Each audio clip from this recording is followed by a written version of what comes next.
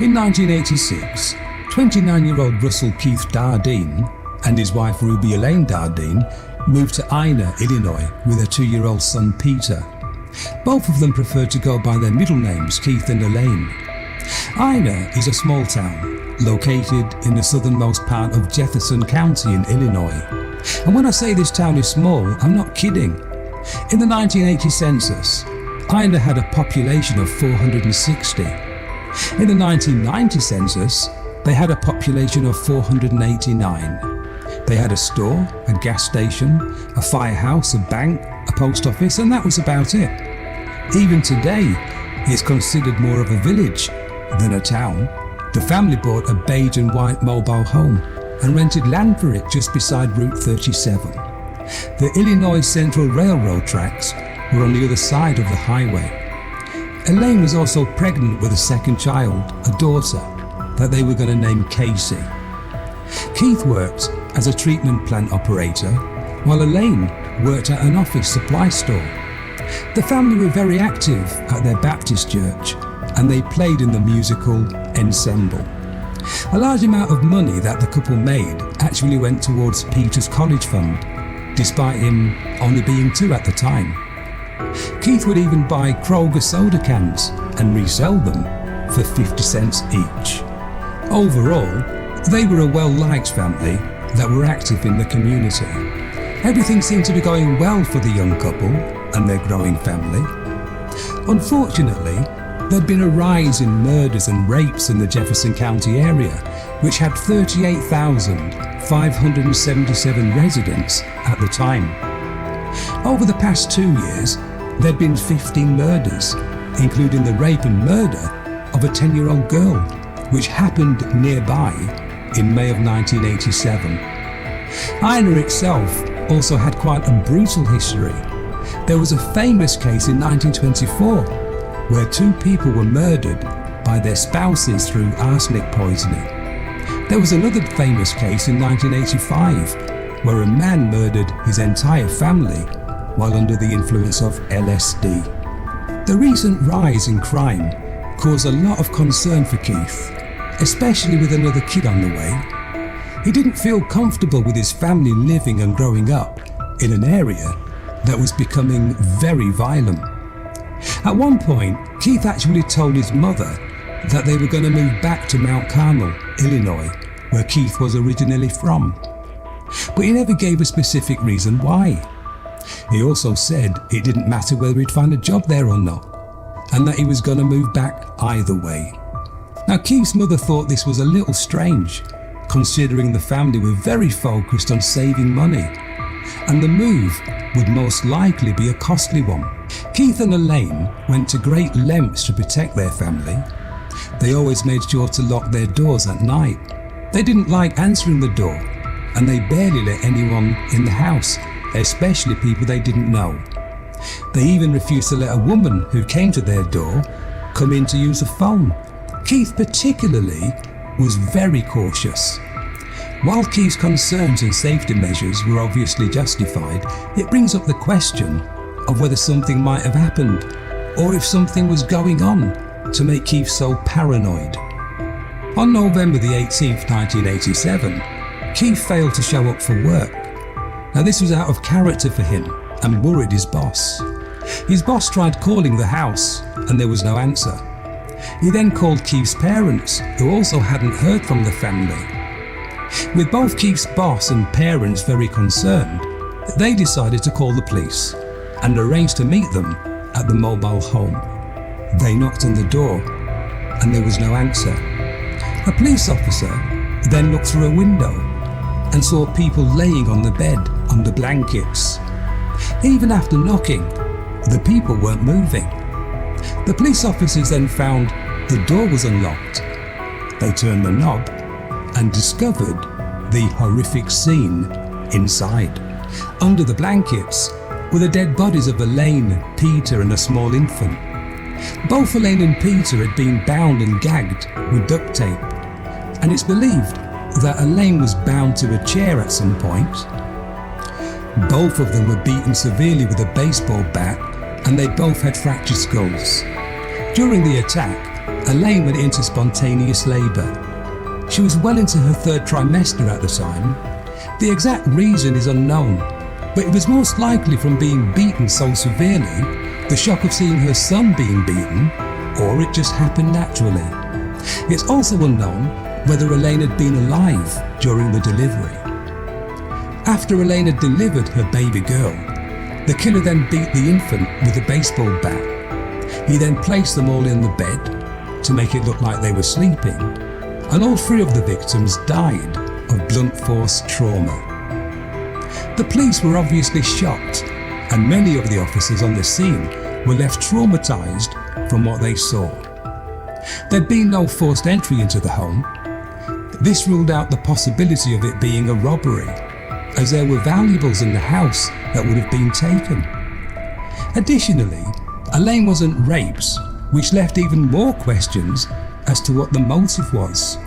The killer had tried to clean up the blood, but it seemed like they gave up, suggesting that they knew they had time, meaning they weren't even worried about someone walking in on them.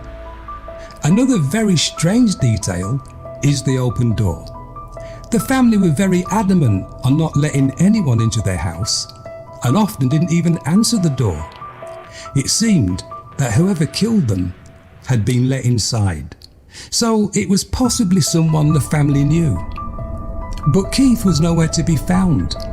Also, the family's car, a 1981 red Plymouth, was gone. The first thought that the police had was that Keith had murdered his family and ran. A call was sent out to be on the lookout for the vehicle, and roadblocks were stationed around town. Officers were sent to Mount Carmel to talk to Keith's family. Keith's sister remembered being told, "Your brother has done this, where is he?" It seemed obvious that Keith was the one that killed them, especially with all of the family killings in the area over the last few years. The next day, the car was found parked outside of a bank in Benton, Illinois, about 11 miles away from Ina. There was blood all over the inside of the car, but there was still no sign of Keith. The same day, a group of hunters were passing through a wheat field about 1 mile away from the Dardeen home. They discovered a body that was in an absolutely awful condition. Sadly, the body was Keith's. He had 3 bullet wounds in the front of his skull, in the right side of his face, and through his left cheek. The killer had also cut off his genitals. There was also a local rumour that after the killer cut off Keith's genitals, he then put the severed penis into Keith's mouth. Whether this rumour is true or not, we'll never know. However, Keith died in a horrible way. One thing for sure is, this attack was personal. To kill the Dardeen family in such a violent and horrendous way just shows that the killer had some sort of grudge against them. It's also not far off to assume that this killer was experienced. Perhaps they'd killed before. Now, after their number one suspect was found murdered, presumably by the same person that killed the rest of the family, the police were desperate to find out who did it. After the autopsies of the victims, the police couldn't conclude who was killed first, but it was determined that they were all killed within an hour of each other. One thing they knew though was that with all of the blood inside the family car, Keith was either killed or mutilated inside that vehicle. The news of the murders spread like a wildfire throughout Ina. Gun and security system sales spiked, and people that once left their doors unlocked now double-checked to make sure they were locked. While the rest of the town was in a state of panic, investigators struggled to find a valid motive for the massacre. There was no forced entry. All the doors were unlocked, which ruled out a robbery. While Keith was sexually mutilated, it was ruled that there was no sexual motive since Elaine wasn't raped.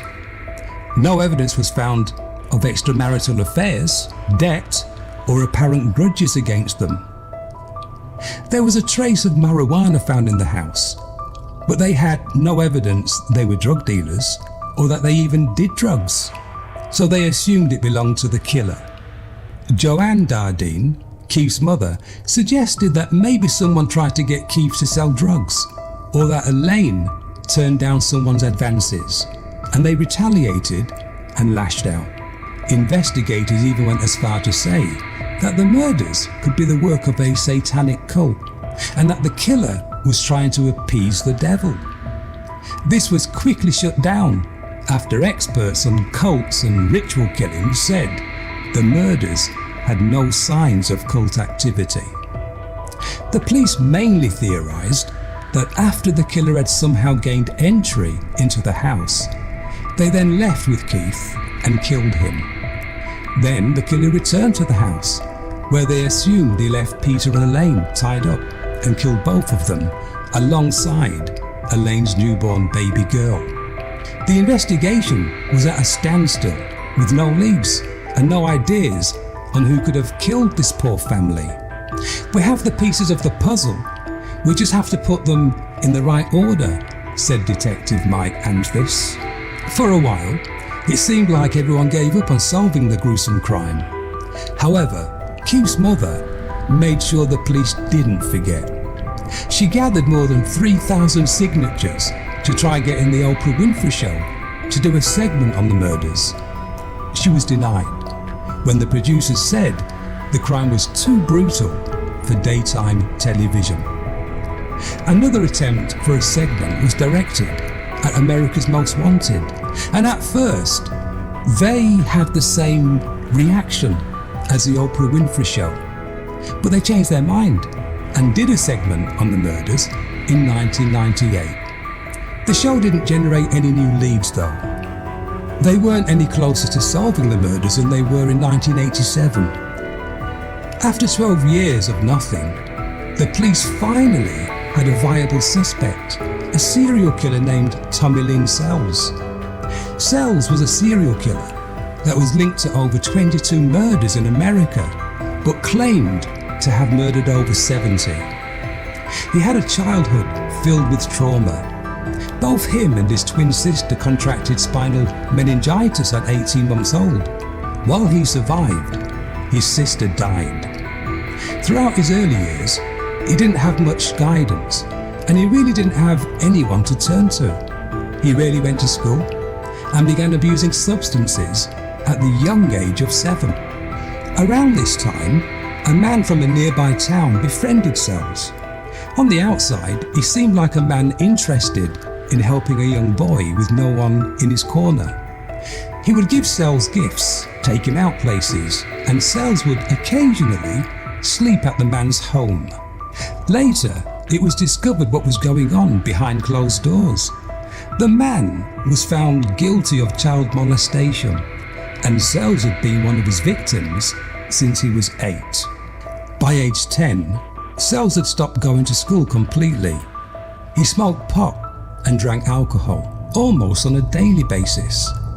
When he was 13, he climbed into his grandmother's bed while naked. Now Sells' mother was furious and used this as a reason to leave. She took his other siblings and left Sells completely alone. At that point, Sells had no one and nowhere to go. He drifted from town to town, stealing what he needed to survive and doing odd jobs. He attacked his first female victim by pistol whipping her while she was unconscious. Later, Sells claimed he committed his first murder at the age of 16, saying he broke into a house and killed a man performing oral sex on a young boy. There was no proof to back up his story. He also claimed to have killed a man named John Cade Sr. in July of 1979 after Cade caught Sells breaking into his home. Sells then spent most of his days robbing houses, hopping trains from town to town and killing and raping people. In 2000, Sells was arrested for slitting the throats of Kayleen Harris, 13, and Crystal Searles, 10, in Del Rio, Texas. Now, while Harris died from the attack, Searles survived and was able to provide a composite sketch for police, and Sells was arrested. After his arrest, Sells claimed responsibility for 70 unsolved murders including the Dardeen family. While he seemed like a very likely suspect, he was constantly changing his story when talking to the police. In 2010, he claimed he met Keith at a truck stop. When telling the story again, he claimed he met Keith at a pool hall.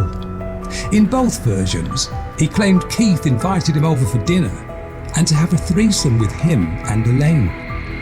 Keith's mother, who was still very involved in the case, denied his claims, saying Keith would never put his family in that kind of danger. When asked how Elaine's body was positioned, he answered incorrectly. When he finally answered correctly, he provided details, but those details could easily have been found in the media. Many of his other statements didn't match the official reports. There was also no physical evidence linking him to the crime. I know people got their doubts. They say there's no physical evidence tying me to the Dardeens, but there wasn't for any of them, because they wasn't looking for me. I moved. I was always a transient, said Sells in a 2010 interview. In the end, the police couldn't find proof of Sells' involvement in the Dardeen murders. Now, while he was linked to over 22 murders and confessed to over 70, Sells was only ever convicted of one murder, the murder of Kayleen Harris. On April 4th, 2014, Sells was executed for murder by lethal injection. He was never convicted for any other murders, including the Dardeen family. To this day, the murders of Keith, Elaine, Peter and their newborn girl haven't been solved. Now, could Tommy Lynn Sells have been their killer? Could it have been the work of another serial killer? Or could it have been the work of a satanic cult? Was something else going on entirely that no one knew about? There's so many questions that need answering. Share your thoughts in the comments section. If you find this video interesting, then hit that like button and subscribe to the channel for more videos. Thank you for watching.